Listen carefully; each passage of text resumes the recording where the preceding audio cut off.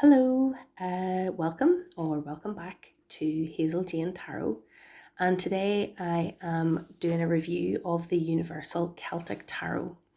So this is a mass market tarot deck by Lo Scarabeo, and the creators are Floreana, Nativo and Christina Scagliotti. So Christina Scagliotti is the artist of this deck. So this is a little tuck box that comes in.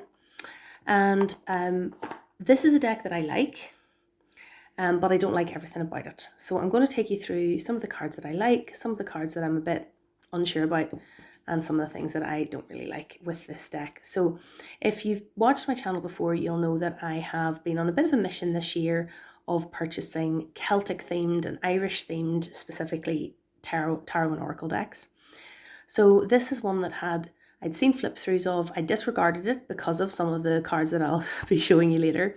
But then I went ahead and bought it, and I'm quite glad that I did, and I will be keeping it, but with some reservations. So these are the backs, really nice dark green, and I think this deck definitely merits being edged in a dark green, which I think I will do. So to start off with then, some of the cards that I did a process that Don Michelle over on Boho Tarot talked about doing with a deck, where when you're getting to know a new deck, divide the deck up into the cards that you quite like, that you like, that they're fine, and the cards that you really love, and the cards that you don't really like. And so when I did that process, and that's the way I'm going to show you this today, the cards in the middle are the ones that I like, that are fine. The cards on this side are the ones I really love. And the cards on this side are the ones that I wasn't too sure about.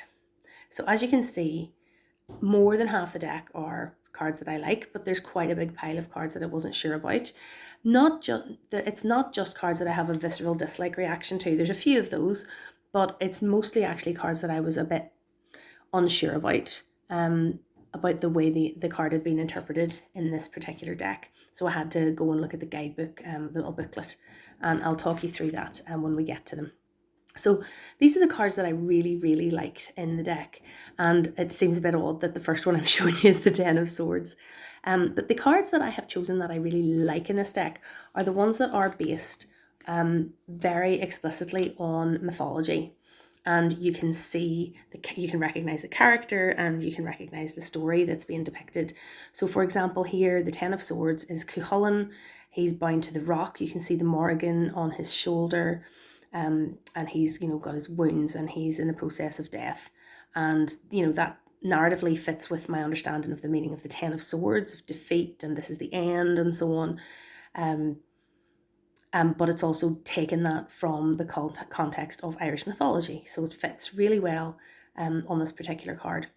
And interestingly, my toddler, you might have heard me mention before, if you've watched my channel before, that I have a 3-year-old daughter, and she was looking through these cards, and when she looked at this card, she said, he can't get back up, he's hurt, and like, it just is very clear and easy to understand image. So this is one of my favorite cards in the deck, weirdly, even though it's the Ten of Swords. And the lovers, again, here we see Cuchulainn, and you can see it's the same guy in the two cards. And here we have the story of Cuchulainn and his affair with the fairy Fand. So you can see behind him, Fand, he was having an affair with her, and his wife is Emer, and Emer is here has this little dagger, but Fand put a spell on Cuchulainn, as far as I remember. The details are escaping me, but she put a spell on him so that he would forget all about their relationship, and so she left him so he could go back to his wife.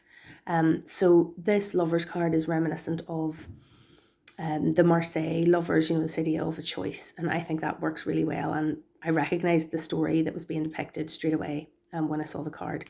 And here we have Arthur on his last journey to Avalon, and it's really beautiful. And as you can see, you can see straight away the art is really stunning in this deck. So Christina Scagliotti, the artist, has done an amazing job on every card in terms of like the aesthetics and the look of it. I really like this. It's bright and colourful and magical. Love this card as well. The Eight of Wands, we have Macha. Changes the meaning of the Eight of Wands a little, in the sense that, you know, there's fast movement, because Macha was forced by her husband to race against his horses when she was 9 months pregnant, and she won. So you do have this sense of speed that you get with all Eight of Wands cards.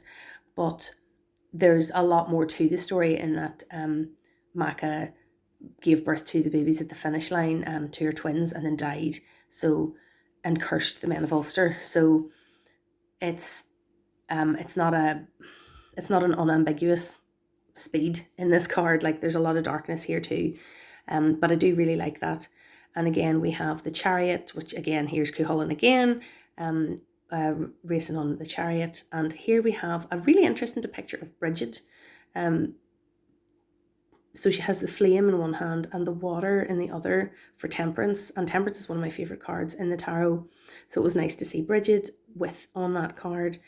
And it's an unusual way of thinking of her. Like, I would tend to associate her very much with fire, and, you know, the smithcraft and creation. But of course, she's also a goddess of healing, and there are many wells associated with Bridget, one of which I have visited just outside her county of Kildare. So just the city of Kildare, where the temple, not the temple, the cathedral of Bridget is. Anyway, so that balance of the fire and the healing waters, I thought was really nice, and a new way of kind of looking at Bridget. So that is great. And another couple that I really liked, we have the Welsh goddess Arianrhod as the moon, and another Welsh goddess Blodeuwedd as the Eight of Swords.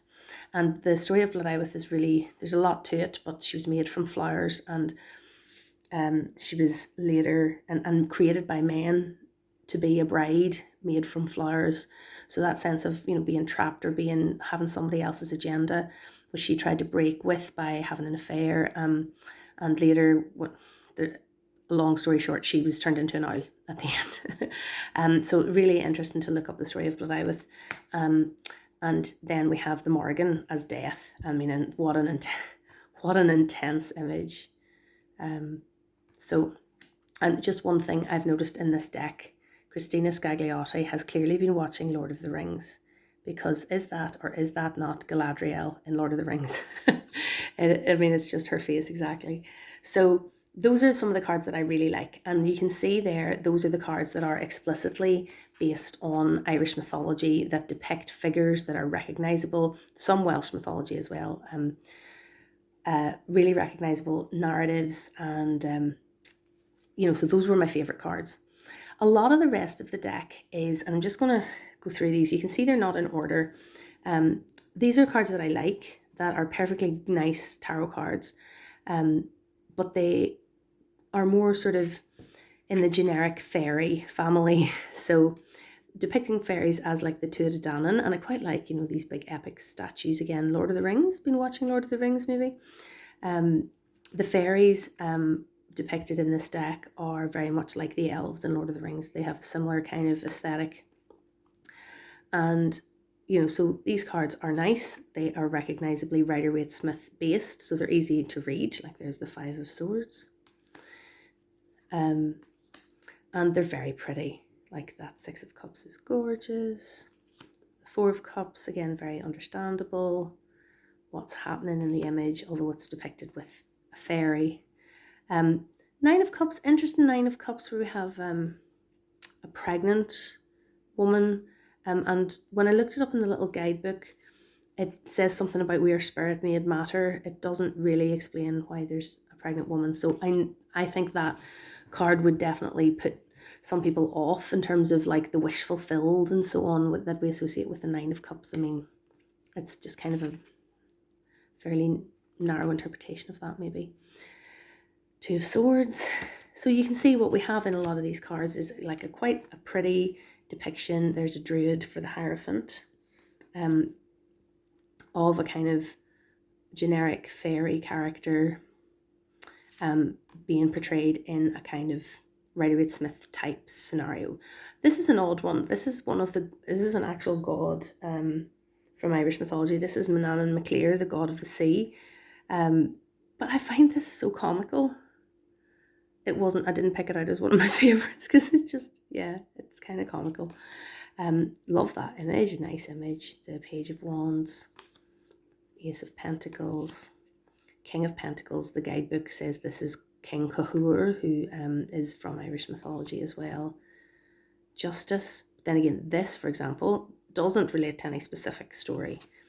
This is another mythology-based one. This is from Welsh mythology. So I think it's Ceridwen's pursuit of Gwaine. I could be getting those names wrong, but where they both transform into different creatures and chase each other, or she chases him until she finally eats the grain and then becomes pregnant and so on. So it's another big, complicated story from mythology, but an interesting one for the wheel. And the fact that she's smiling and stuff makes it look quite a positive depiction. Queen of Wands, nice. This Nine of Wands I found a wee bit odd. Like, I thought it looked like the defensiveness of the Nine of Wands, where this character was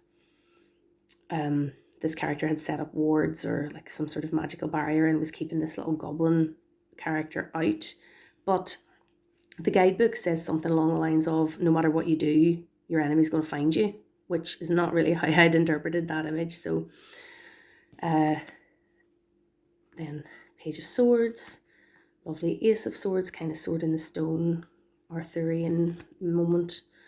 The World, the Emperor, a nice Emperor, very like the King of Pentacles. High Priestess is lovely. That's one of the ones that's on the box. Again, that's not a particular character.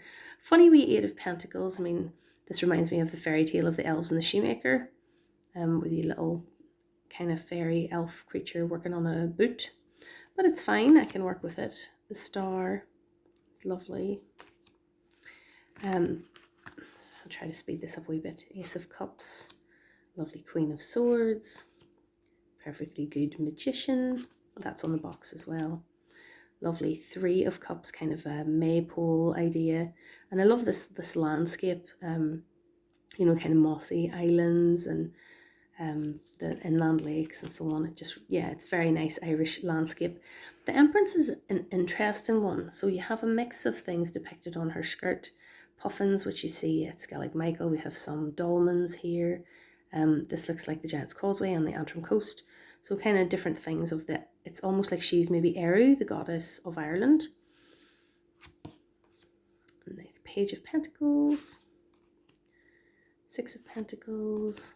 Queen of Pentacles. Page of Cups, this is Finn McCool. I would have maybe put him more as the Page of Swords, to be honest, because the Salmon of Wisdom, and him finding the Salmon of Wisdom, and not the ideas of knowledge, I would associate more with swords than cups. And this is Cleona, the wife of Manannán Mac Lir, the goddess of the sea, or the wife of the god of the sea. So that's a nice one. I like the seaweed in her hair, and she's very beautiful. The Two of Pentacles, interesting. They've decided to depict sort of women of different ages and spinning. And Keira Knightley, anyone? So, but yeah, I quite like that. Knight of Swords, it's fine. The Hermit, it's fine. The Knight of Pentacles, this is again supposed to be Bridget. I don't really connect with this as a portrayal of Bridget, but it's a lovely image. The Sun, this lovely Eight of Cups. But one thing I did find a bit strange was that the Five of Cups is very similar to the Eight of Cups. And the guidebook for the Five of Cups just tells us you're leaving your home behind, but you're looking back regretfully, like, which I kind of can see in the picture anyway, but it's quite different from what I would have normally read into the Five of Cups. So those are all perfectly nice cards and perfectly easy to read. Where I started to come a bit unstuck was with some of the depictions that really differed quite a lot from the Rider-Waite-Smith. So I'm going to show you these alongside the cards from the Rider-Waite-Smith, and this is my blue box Blushing Fool Rider-Waite-Smith edition. So the Seven of Pentacles, and I'm going to try to read you the little entries from the guidebook where I can here. So this is the little guidebook. So it's, you know, your typical little white book from Lo Scarabeo. It only goes up to page 15 in English, and then you're into the other languages.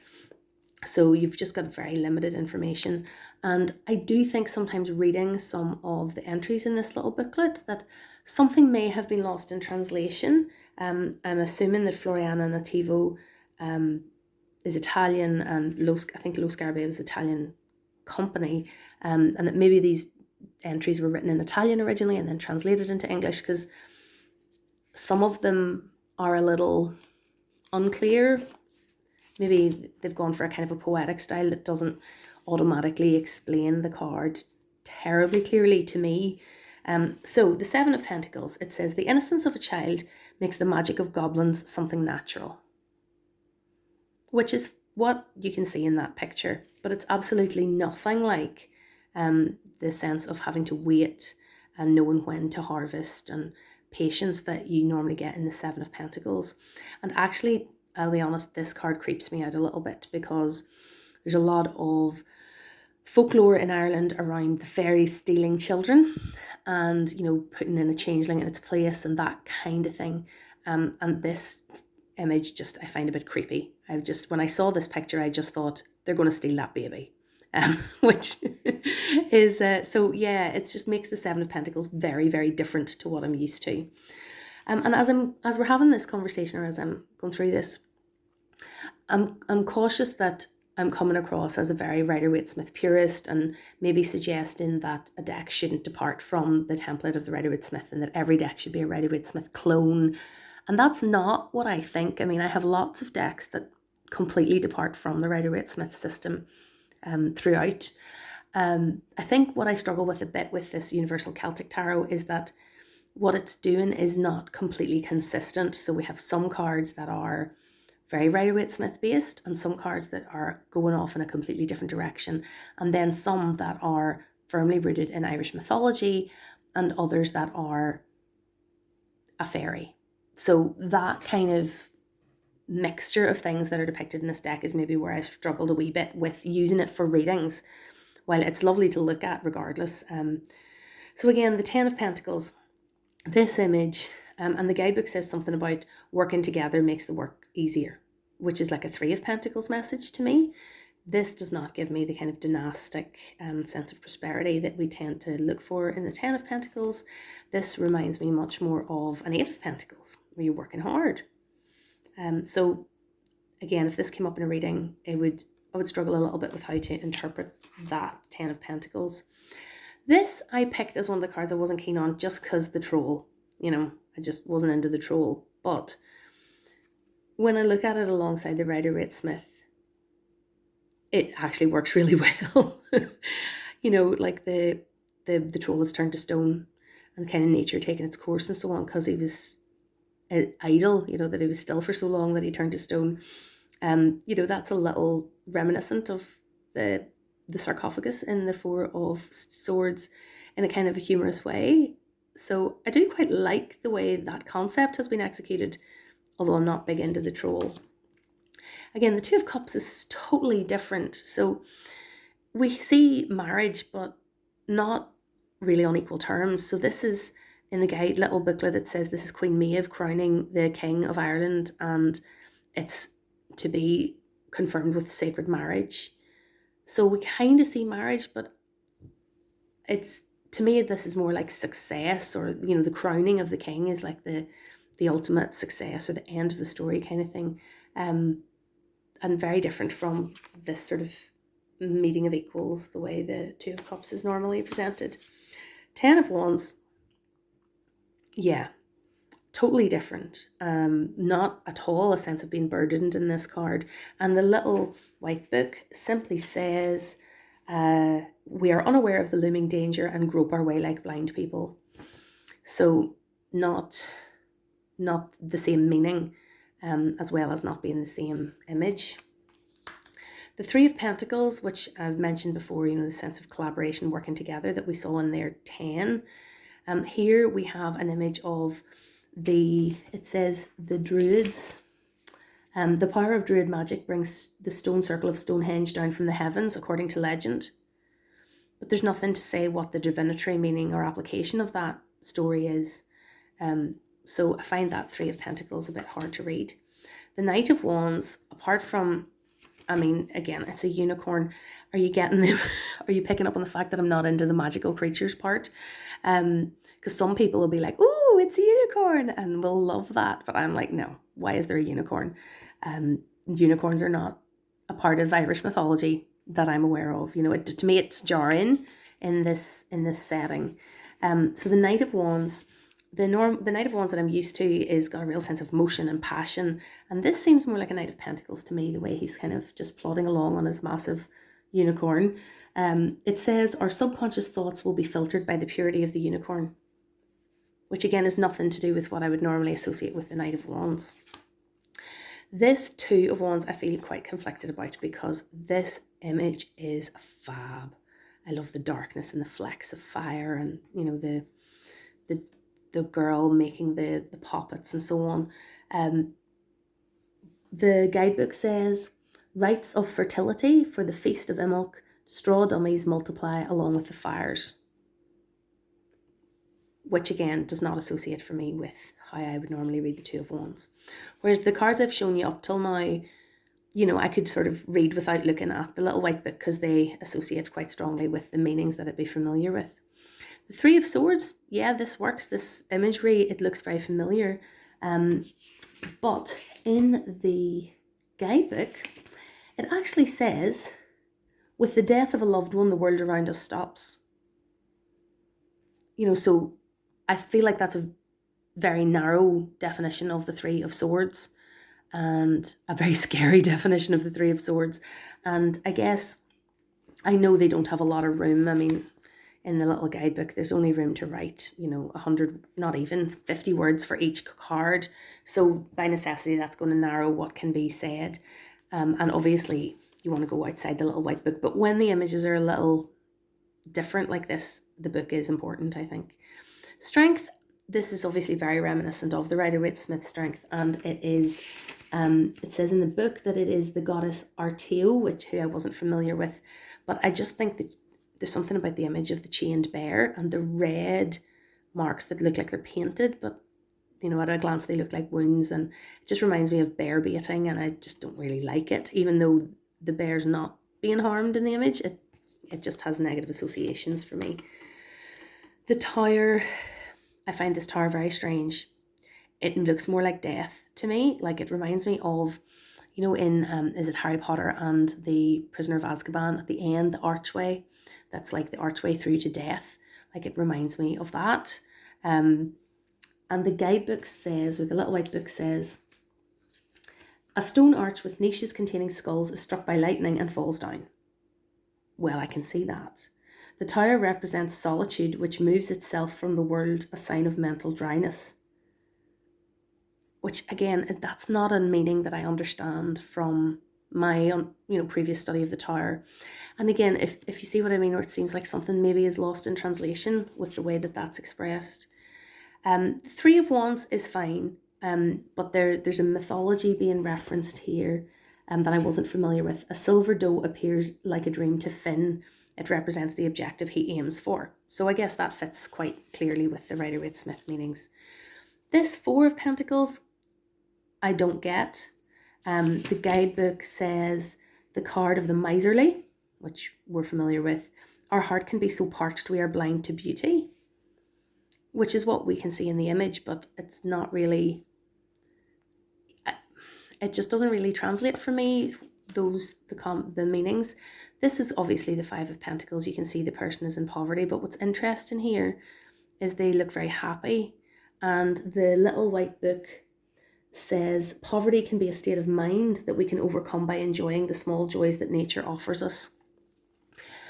And maybe I just think, if I was reading with this deck and that card came up, telling somebody who's going through physical or financial hardship that, you know, they can overcome it with a state of mind is kind of, it's not something I would feel comfortable saying to someone. And of course, again, I don't have to draw on exactly what's in the little white book, but, you know, I don't know, it's kind of a privileged thing to say, because sometimes hardship is just hardship. And while this is a nice enough picture, yeah, I don't know, it just doesn't quite sit with me. And then the 10 of Cups, again, it's kind of a strange image with this tree. And the 10 of Cups image, the guidebook says, sorry, I'm just flicking back and forward through this little white book. Solstice summer, Alban Hernin, we are part of nature and its cycle. Which again, being part of nature is not something I would normally be thinking about when I'm thinking about this suit of cups, maybe more with pentacles. I don't really understand the meaning in the little white book in this case. So those are cards that, having read the little white book to see what is intended for these images, I kind of understand why they're drawn the way they are a little more. But if I were reading with this deck, I would have to have a think about, you know, what way am I going to read this card? Am I going to read it the way that the little white book says, or am I going to read it the way my prior knowledge of tarot would suggest, you know, my prior study and so on. So they're kind of sticking points for me in reading the deck. And finally, these are the cards that I don't like at all. I don't like the Leprechaun. I mean, it's a Leprechaun. And there's something about this, I know this is the Green Man and it works okay for the Hanged Man, but there's something about the visual of this that is just a bit off-putting for me. It's hard. It's just a visual thing. I don't like certain textures to look at. The Seven of Wands, I mean, we're totally losing the high ground situation, you know, like the Seven of Wands of like the person with their back to the wall battling from the high ground and they're being assailed on all fronts. But there's some sort of hope that you'll be able to hold your ground, or that you have some sort of moral authority in holding your ground. Here, the guidebook just says, you know, when you're fighting invisible forces, you can't win, you know, which is quite a dark and defeated version of that card. I just don't really like this image. This is the devil. The giant has them chained up. And there's something in the little white book about them being chained to his tongue. Symbolizes that it's like his whispers that have kind of hypnotized them and captured them and so on, which narratively works absolutely fine for the devil, and I could read with this fine. I just don't really like the look of it. And then we have the dragons. Here are the dragons.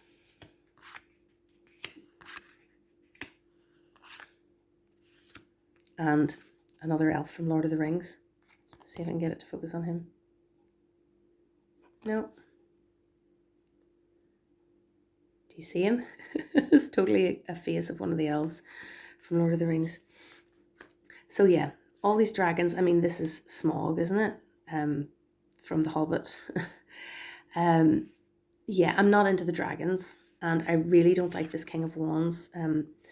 It's supposed to be the Celtic tree of life, but it reminds me of that guy who was stuck in the tree in Game of Thrones. That was sort of the prophet, kind of the seer. What was it? The crow, the three-eyed raven, wasn't it? Which doesn't associate with the King of Wands and is probably not what was intended here at all, but it just reminds me of it. But yeah, I'm not into the dragons. But there'll be some people who'll see those cards and be like, oh, wow, dragons. And that'll make them want to get it, just like the unicorn, you know. It's just that's not my cup of tea. So for me as a deck, I think this deck is really beautiful. As a reading deck, I find it a little bit tricky. One of the activities I've tried to do to bond with this deck is to go through the cards face up at the end of the day and choose a card that I feel reflects the day that I've had. It's something that I've done in the past, and that's one of the reasons where I found this deck a bit sticky, because as I'm looking through this and like, does that reflect my day? The dragons just put me right off. I'm like, no, that doesn't reflect my day. No, there's no way that reflects my day. You know, even though the Knight of Pentacles is one of the cards that I would use as a signifier. And again, why is the Knight of Pentacles on a dragon and the Knight of Wands was on a go slow unicorn? You know, those are things that I find tricky as a reading deck, because I guess I'm just so used to reading with Rider-Waite-Smith based decks, and this is kind of Rider-Waite-Smith based, and then when it's not, I find it a bit difficult to understand. But things that I like about this deck as well, the card stock is magnificently nice. You know, people go on about rose petal finish. I would take this kind of cardstock over that any day of the week. It is got that lovely whisper as the cards go past each other. And I don't know if I'll be able to do it on this soft cloth, but it is the most lovely riffle shuffler. Ah, see, I need the hard table to do it properly. Let's see.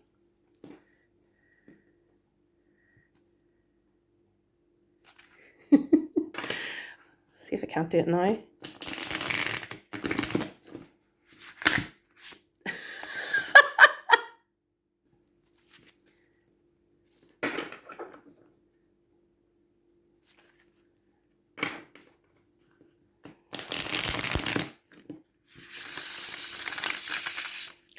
See what I mean? Sorry, I was making such a mess of that.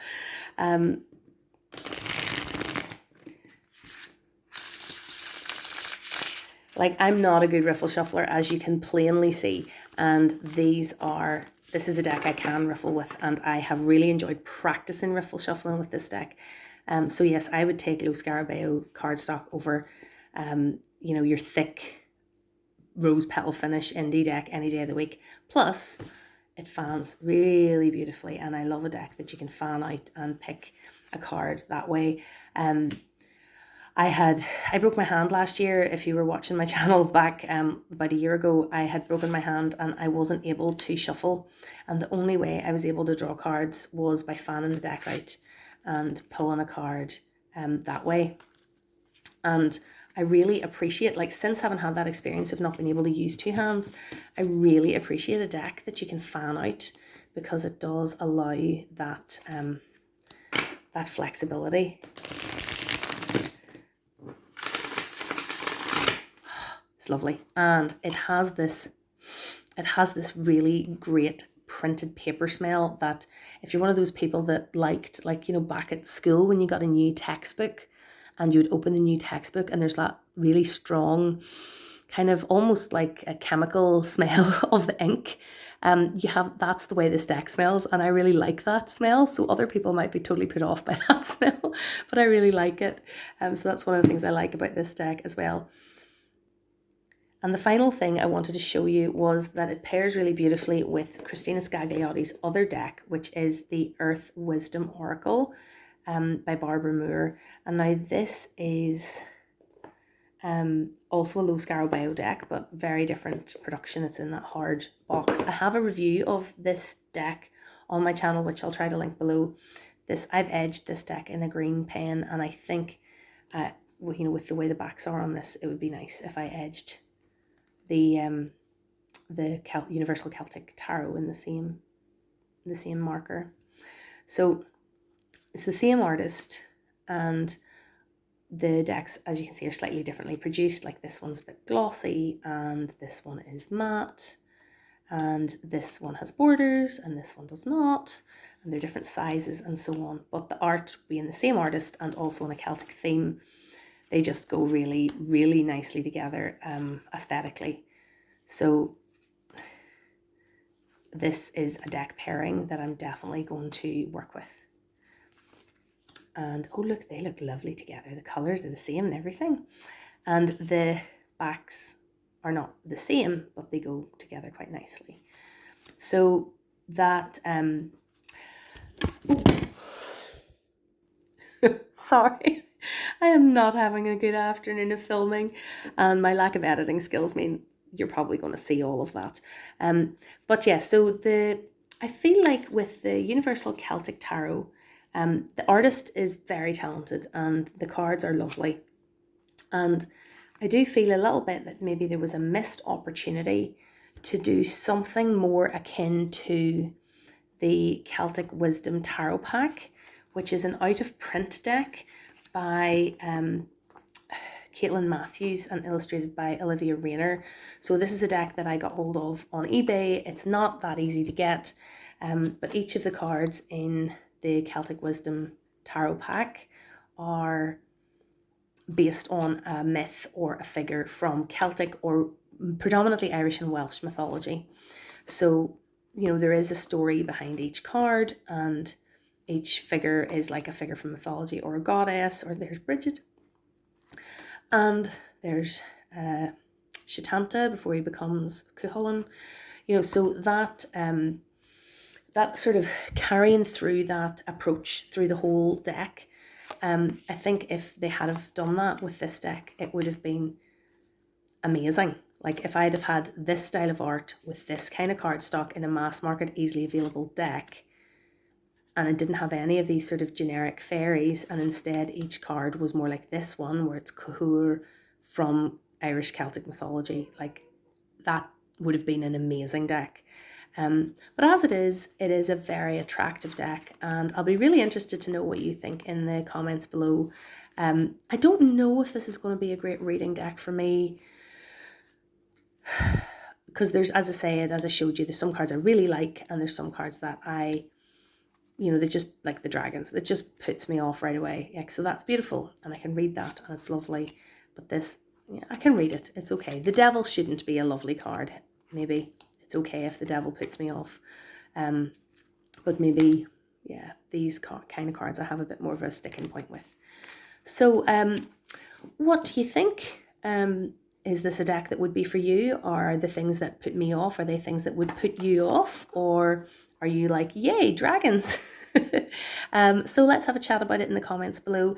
If you've made it all this way to the end, Gorma Agat, thank you for watching, and I'll see you back here again soon.